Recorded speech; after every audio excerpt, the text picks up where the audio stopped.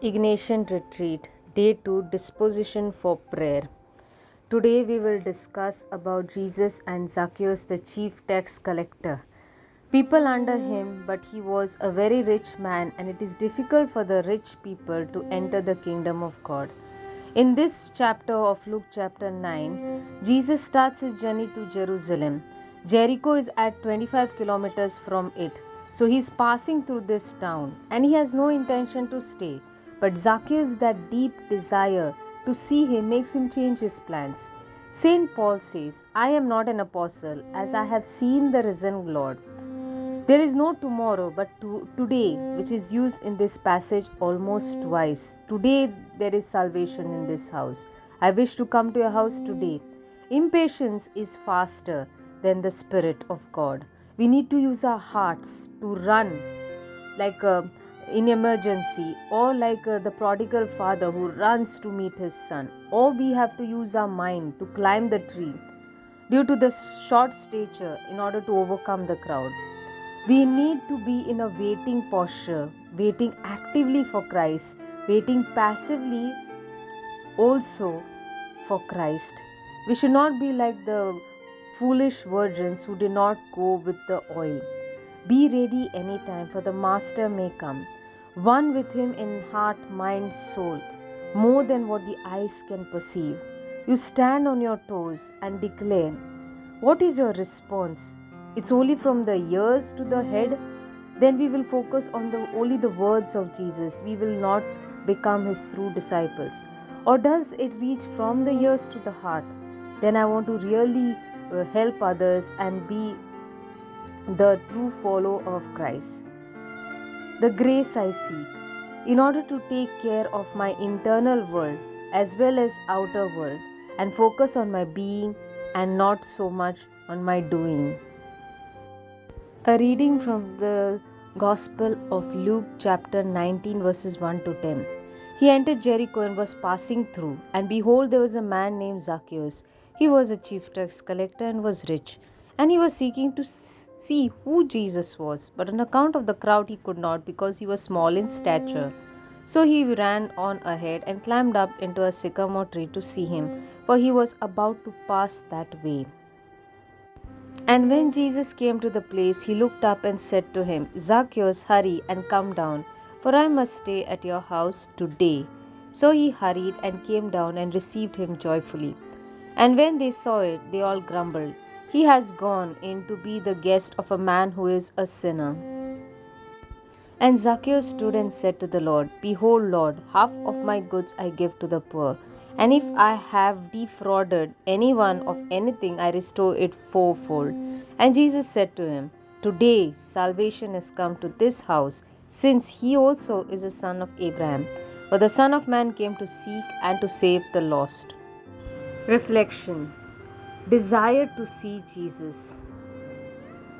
The most important attitude is before prayer is the desire to see God. Zacchaeus had it, and he tells us he sought to see Jesus.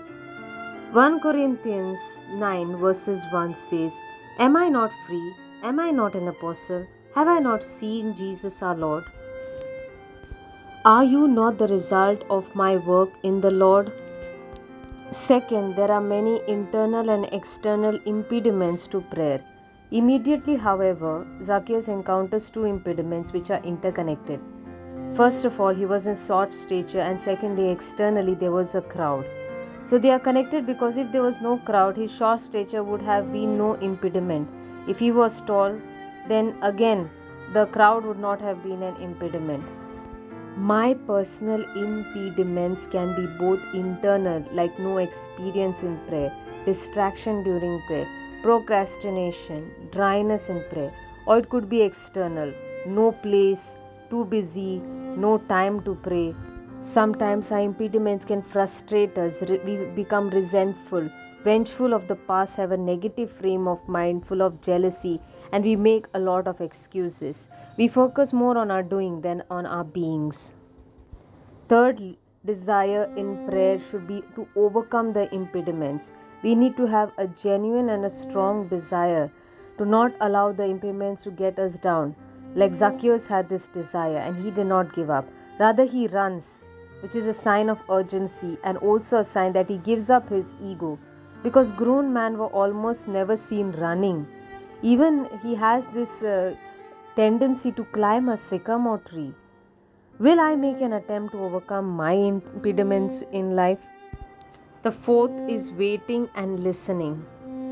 He said to them, "It is not for you to know the times or the dates the Father has set by his own authority." We also have the parable of the foolish and the wise virgins. Then the kingdom of heaven will be like 10 virgins who took their lamps and went out to meet the bridegroom.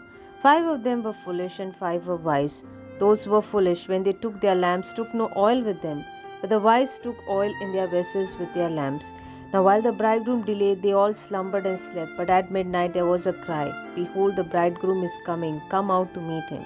Then all those virgins arose and trimmed their lamps. But the foolish said to the wise, "Give us some of your oil, for our lamps are going out."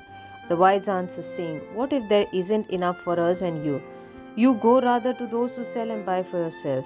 While they went away to buy, the bridegroom came, and those who were ready went in for the wedding feast. And the door was shut. Afterwards the other virgins also came, saying, "Lord, Lord, open to us." But he answered, "Most certainly I tell you, I don't know you. Watch therefore, for you don't know the day nor the hour in which the Son of Man is coming." Matthew chapter 25 verses 1 to 13. So we always need to be in a waiting state, waiting for the Lord to come anytime. Contrary to what many may imagine, silence is a discipline more on the ear than on the tongue. We silence ourselves externally so that we may hear well. This is exactly what Zacchaeus does. He does not give in to his desire to speak first, but he listens to what the Lord wants of him. Is my prayer only a speaking, or do I also listen? Waiting and listening are two simultaneous acts. Only when we are waiting can we listen, and then next step is to respond to the Lord.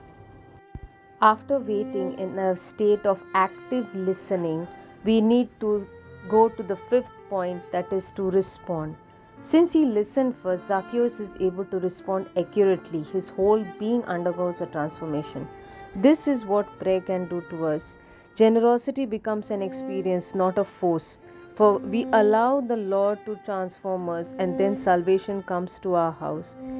So therefore, we need to be very responding after we experience God. That is the fruit of prayer.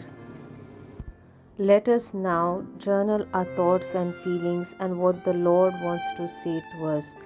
Let us do an examine in order to respond more effectively to the Word of God.